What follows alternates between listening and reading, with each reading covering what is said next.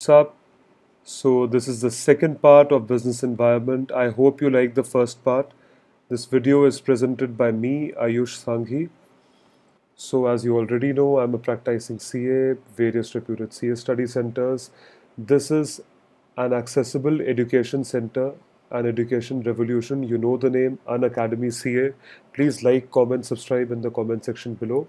Starting with the new topic, environmental scanning. Scanning, literal meaning of scanning, to go through, to monitor, to monitor the progress of what is going on in the environment. So, environmental scanning refers to gathering the information on the company's environment, to gather the information, किसी भी information को इकट्ठा करना. G, analyzing it. Analyzing simply means studying the information, whatever you have gathered, and forecasting the impact, assessing what will happen in the future of all predictable environmental changes. So the code or the mnemonic is GAF, gathering, analyzing it, and forecasting it. So environmental scanning can be defined as a process of gathering info, analyzing it, and forecasting it. Now, what is the need to do this? क्या ज़रूरत है environmental scanning करने की?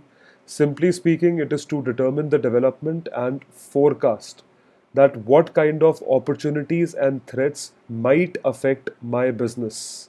So, as we discussed in the last class, SWOT analysis, out of SWOT, O and T, that is opportunities and threats which belong to the external environment, they impact our business. These are something which are beyond our control, so we need to know them earlier. Hence, opportunities and threats have to be forecasted beforehand. So, we need to do environmental scanning. And second, on the basis of opportunities and threats, we come to know our own firm's future path. Own firm's future path that would decide environmental scanning. So, the factors that we consider while scanning the environment are the kind of events that are occurring around us, the specific occurrences, the specified occurrences, the important occurrences that might impact our environment. These can be from the point of view of government, these can be from the point of view of competitors. What are the events going on? Scan them. After events, we come to know about the trends. What is the latest thing in the market in terms of competition? What are the tendencies of the event? What kind of potential do they have? Trends. After trends, the third factor is issues.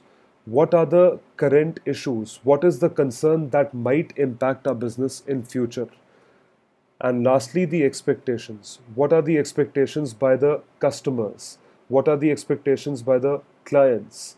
What are the expectations by our suppliers, vendors, etc.? So, interested groups refer to whoever is directly or indirectly associated to our business, direct and indirect relation. So, four types of factors that are considered during environmental scanning: events, trends, issues, and expectation. Micro environment, ME, micro environment. This is the first form of environment on at a micro level. Micro is something that is our immediate environment. Remember this, it's the immediate environment. So, what all does it include? It includes all the consumers, the competitors whom we are competing with, our own organization, market in which we are operating, our suppliers, and the intermediaries that help us to purchase as well as that help us to sell. All the factors or the components of micro environment. Let's understand this in proper detail. How does the micro or the internal or the immediate environment impact us?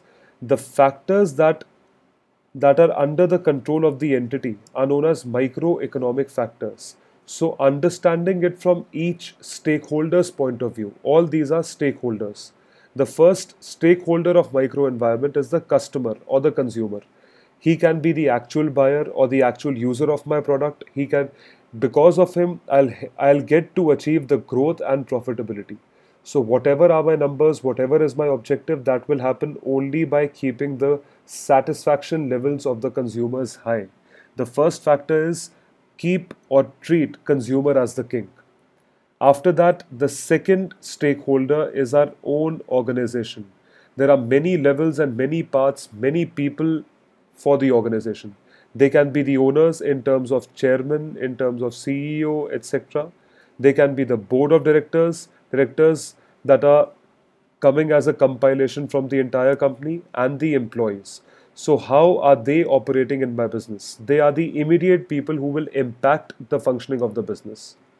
After organization, the third form or the third stakeholder under microenvironment are the suppliers who provide us the inputs, who provide us the raw materials, are the third suppliers. We can directly control them or we can directly have them under our control. After suppliers, the fourth factor is market, the market in which we have to sell our products. The market provides us with opportunities, it provides us with a structure in which we have to sell our commodities. The fifth one is intermediaries who help us to dispatch or to make our products reach in the right market. They are the part of our distribution system. So, if you have heard of the term known as supply chain management, this management or proper delivery through SCM is done by the intermediaries. And finally, the competitor, the people who are competing with us, the other businesses competing for same resources and markets. For example, the businesses that are competing directly, they can be direct competitors, they can be indirect competitors. So all these are such stakeholders that we have control over. Micro environment. So this can be understood or this can be learned by a mnemonic known as COSMIC. COSMIC. C for customer, O for organization, S for supplier, M for market, I for intermediary, and last C for competitor. All stakeholders of micro environment. Coming to the second type of environment is macro environment. The term as macro, opposite of micro, this is external. This is beyond the control of the organization or the company. So look at the stakeholders of macro environment. They can be political forces. They can be economic forces, global or domestic. Global or domestic. They can be societal forces, technological forces, global forces, demography factors. All these form part of the macroeconomic factors. So what are the factors? Let's understand them in brief. The first component under macro environment is political type of environment. P, political environment. It may include government intervention. Government intervention in terms of government taking up to mine oil. It is not a mandate for the private developers to mine oil. It is only when government intervenes it can mine oil. Hence, it is a political perspective. It can impact the energy resource providers of this country, the goods and services that they provide. Taxes and subsidies are regulated by the government sector. Sectors such as health, education, infrastructure are given high importance as compared to other sectors by the political sector. It's a macroeconomic or macro environmental factor. Second, economic factor. It affects operations and decision making, interest rates, exchange rates, inflation, and whatnot. So, all things that are pertaining to the economy. For example, interest rate, repo rate, reverse repo rate, bank rate, housing loan, etc. All this come under the macroeconomic factors. How is the exchange rate determined? How is Indian currency performing vis-a-vis dollar? Through the exchange rate. And finally, inflation. The third stakeholder is socio-cultural, or how does the society think or function in a business environment. So study social environment like the cultural trends, demographics, whatever business is being done, will that be acceptable? So socio-cultural. Fourth is technological, new technology, innovations in technology, the levels of automation that are being done, research and development, technical field, technology, again a macroeconomic factor. After that, legal factor, something related to law, laws of a company. How are the laws of a company made or how are they modified? Like consumer laws, labor laws, safety standards, all these types of laws are within macro environment. And finally, environmental factors, which are those factors that influence by surrounding conditions like tourism, farming, insurance, and climate change.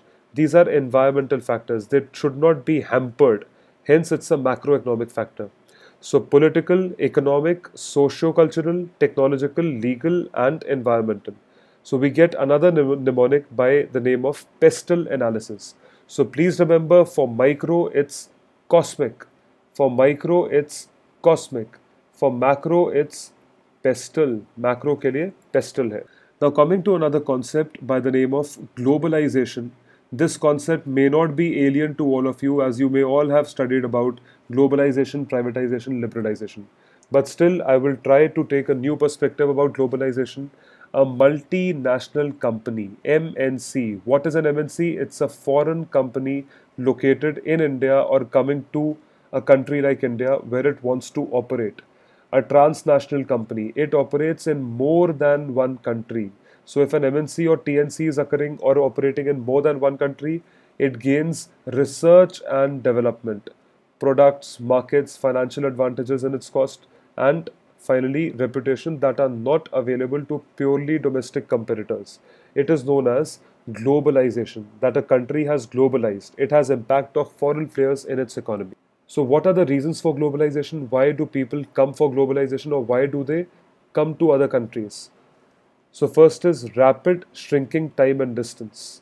It does not take much time and distance to travel. Hence the first reason for globalization.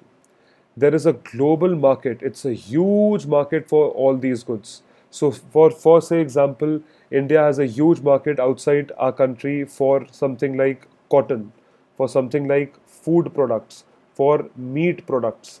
So all these products are have a global market. Hence we need to globalize. When we globalize, we get access to cheaper raw materials in separate countries. Somebody would come in India, it would get cheaper source of labor. Somebody would go in South Africa, cheaper source of raw material. So that's the third reason. Fourth reason is we get enough foreign investment in capital contribution. Because if a foreign player will enter our country and set up an industry, it would accordingly bring foreign investment in India. And hence, it is a very welcome move that India should be globalized.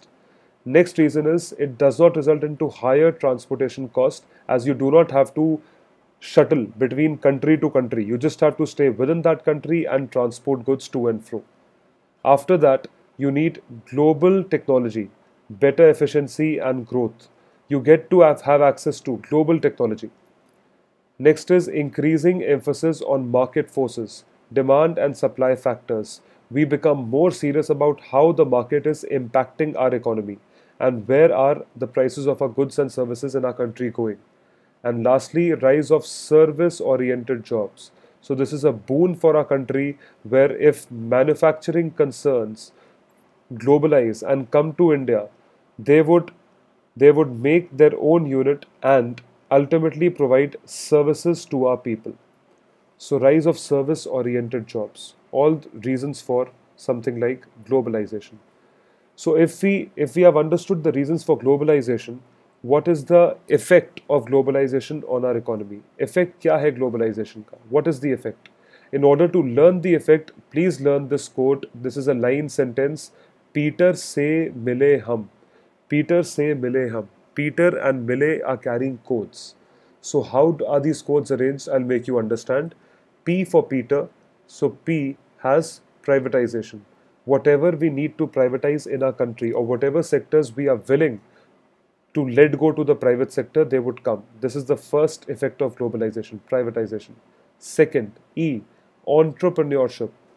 The entrepreneurs who are willing to start off any kind of business in this country, they can because they have access to global technology, global clients, etc. So entrepreneurship. Next, T, lower trade barriers.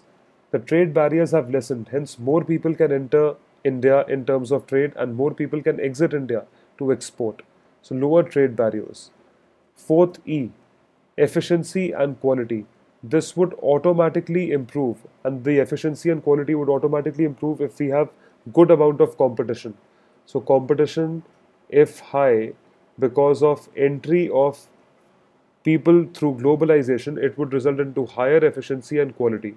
For example, nationalized banks pre 1991 and nationalized banks post 1991 there was a huge difference. ज़मीन आसमान का फर्क था efficiency and quality में.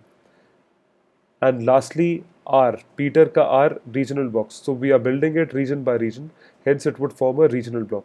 So first code word is Peter, P for privatization, E for entrepreneurship, T for trade barrier, E for efficiency and quality, and finally R for regional blocks. Say mile, M, M for mobility. How mobile are those people? And if they are mobile, are they skilled or not? So mobility of skilled resources. I for infrastructure. Who will create the infrastructure? Very, very important point. You allow people to come in, but who will create the infrastructure? So, infrastructure. Next, L, linked. How are they interlinked and interdependent economies? If they are interlinked and interdependent, they would have impact on the business as well as the country. And finally, global locations, as we already know, the locations that are going to be attracted by India or the locations that will attract Indians are the global locations. Peter and Millet, two code words on effect of globalization. Coming to the next topic is strategic responses to the environment. We just understood in our last lecture that how does the environment function in our country? Information, resources, power, etc. What is the response of those resources to the environment? वो जवाब क्या देते हैं? So the answer is done through this perspective. 3 C's. First C, second C, third C. The first C means conservative approach, conservative response. So it's a passive approach and are reactive to external forces, slow moving, government banks, etc. They are very, very conservative to the environment. The first response is conservative. Second is cautious, a little fearful, a little alert. It's an intelligent approach. It adapts quickly to changes but takes cautious approach. Cautious. And lastly, confident or aggressive. Aggressive working converts threats into opportunities, highly dynamic. It's a movers and shakers kind of society. So confident or aggressive. 3 types of responses to the environment. One is conservative, second is cautious, and third is confident. How can we define a competitive environment or an environment with high competition? So as we had read earlier, competition, if we are competing with a single person or a group of persons or even a company, he is regarded as a competitor. From every competitor, we get to hear 10 or 15 questions, important questions. What is the product and service that is supplied by the competitor? What is the market share of the competitor? Who are the competitors? What is their financial position? What are the reasons of dominance in the regions where they are operating? So these are the 10 or 15 questions, who and what majorly, that come within competitive environment. For example, Pepsi and Coke, TCS and Infosys, all are competitive environment.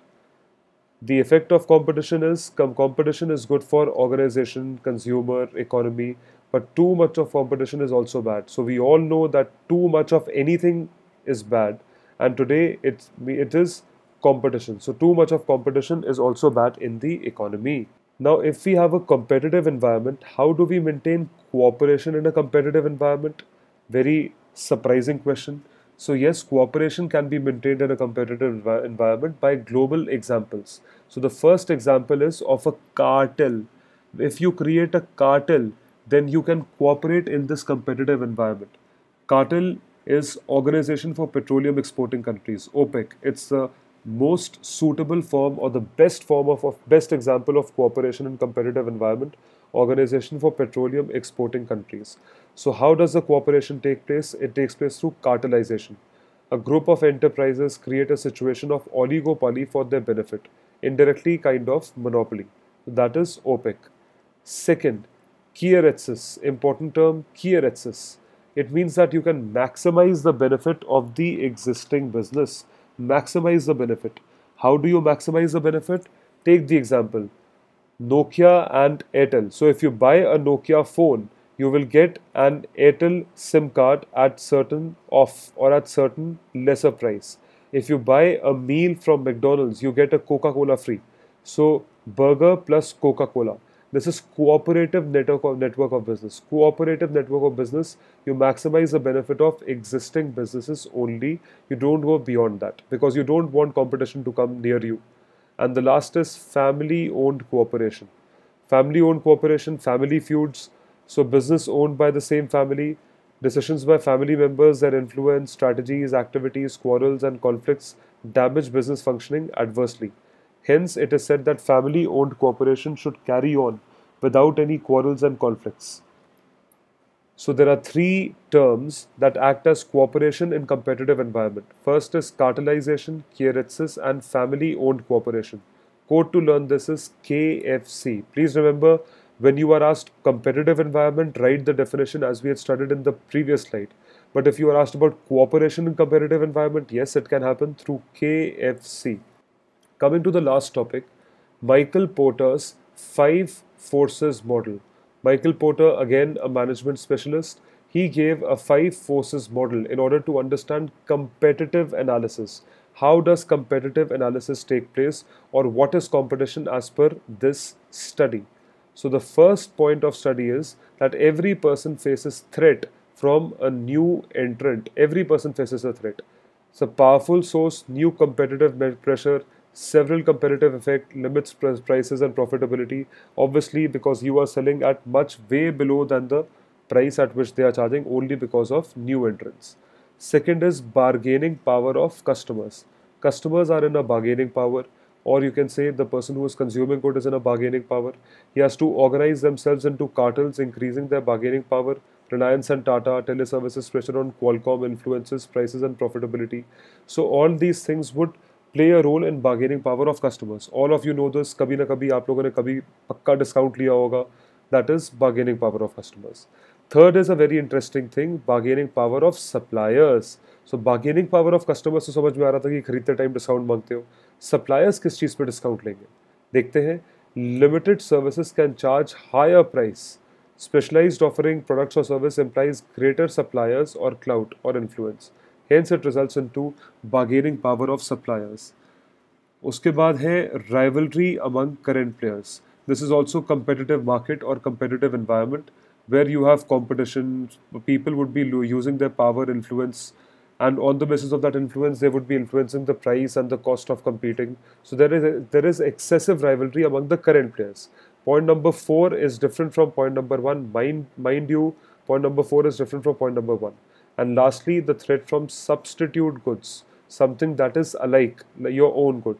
So that becomes a hidden source of competition for every person. Threat from substitute goods. Substitute means one for another. You can have coffee if you don't have tea. That is substitute. So this is the Michael Porter's 5 forces model. Very, very important model. There were 5 points, or there were 5 forces that were focused upon. Threat from new entrants. Remember this? Threat from new entrants. Second is bargaining power of customers. Third is bargaining power of suppliers. Rivalry from current players. And finally, threats from substitutes. So please spread the word and be a part of this education revolution. The name of this education revolution is Unacademy CA. It's Unacademy CA, and my name is Ayush Sanghi, as you already know. Please like, comment, subscribe, motivate us to make more awesome videos for you guys. We can come up with another video in our next lecture. Hit thumbs up on Facebook. This is my Facebook channel, CA Ayush Sanghi. You can message me on this. You can comment on the below the video. This is our Unacademy channel. We have the Unacademy Twitter handle. You can message us on this. Please spread the education for all revolution. Thanks very much for watching the tutorial. Bye.